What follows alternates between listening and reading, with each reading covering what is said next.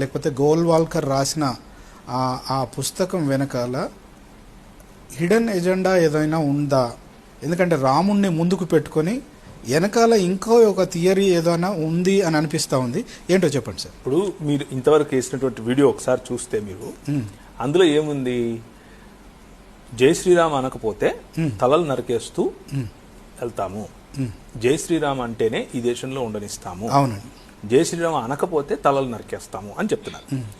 ప్రతి 25 నుంచి 30 సంవత్సరాలకు ఇలాంటి స్లోగన్ ఒకటి తెస్తారు. మీరు చూడండి, కరెక్ట్గా ఇప్పటి నుంచి ఒక 20 ఏళ్లకు వెనక్కి వెళ్తే మీరు రెహమాన్ గారి మీద, మ్యూజిక్ డైరెక్టర్ రెహమాన్ గారి మీద ఒక పెద్ద దాడే జరిగింది అప్పట్లో. ఎందుకు?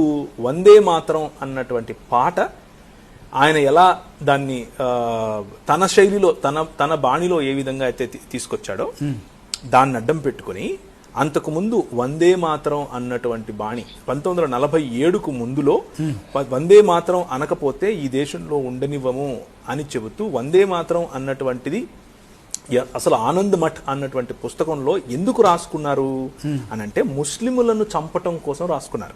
ఓకే, ఇది చరిత్ర, ఇది ఎవరు దీన్ని తీసేయలేరు. ఆనంద్ మఠ్ అనేది వీళ్లకు మనం బైబిల్ ఎలా చదువుతామో అలా ఆర్ఎస్ఎస్ వాళ్ళు ఆనంద్ మఠ్ అనే పుస్తకాన్ని చదువుతారు. దాన్ని ఏమంటారు, ఒక చిన్న గేమ్ లాగా కూడా ఆడుకుంటూ ఉంటారు. ఏ విధంగా వెళ్ళి ముస్లిముల దగ్గర నుంచి ఒక హిందువుని రక్షించాలి, ఏ విధంగా వెళ్ళి ఒక ముల్లాను పట్టుకుని వాడిని గొంతుకోయాలి, ఇలాంటివి గేమ్స్ గా ఆడిస్తారు వీళ్ళు. కొత్తగా ఈయన వెళ్ళొచ్చాడుగా శాఖకు, అడిగితే చెప్తాడు ఈయన కూడా.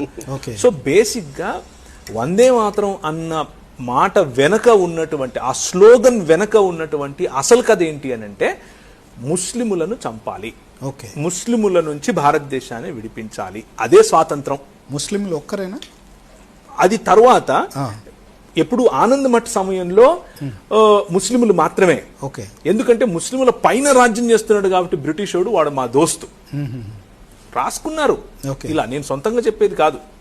ఆనంద్ మఠ్ లో ఉన్నటువంటి హీరో లాస్ట్ కు ఇప్పుడు ముస్లింలందరూ వెళ్ళిపోయారు, ఇప్పుడు ఈ బ్రిటిష్ వాళ్ళు ఉన్నారు, వారితో మనం పోరాడాలి అని అంటే వచ్చి జ్ఞాన ప్రబోధన చేస్తారు. ఏమని? వద్దు నాయన, ఈ ముస్లింలను పోరాడటానికి, ముస్లింలను తరిమేయటానికి ఇలాంటి వాళ్ళు మనకు కావాలి, వీళ్ళు మనకు మిత్రులు అని చెప్పుకున్నారు. ఎవరు? బ్రిటిష్ వాళ్ళు.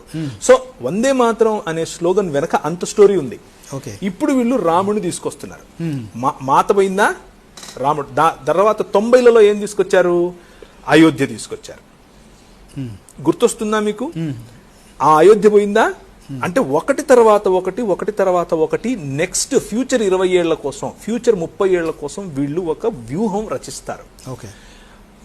ఈ 20 ఏళ్ళు లేకపోతే ఈ 30 ఏళ్ళు ఈ మందిరం లేకపోతే రామ మందిరం కట్టాలి అనే ఒక అగ్నిని వాళ్ళు ఉపయోగించుకొని వాళ్ళ రాజకీయ భవిష్యత్తు. అంటే భారతదేశం అంత పెద్ద రామ మందిరం అయితే కడతలేరు కదా, అక్కడ ఏదో కడుతున్నారు.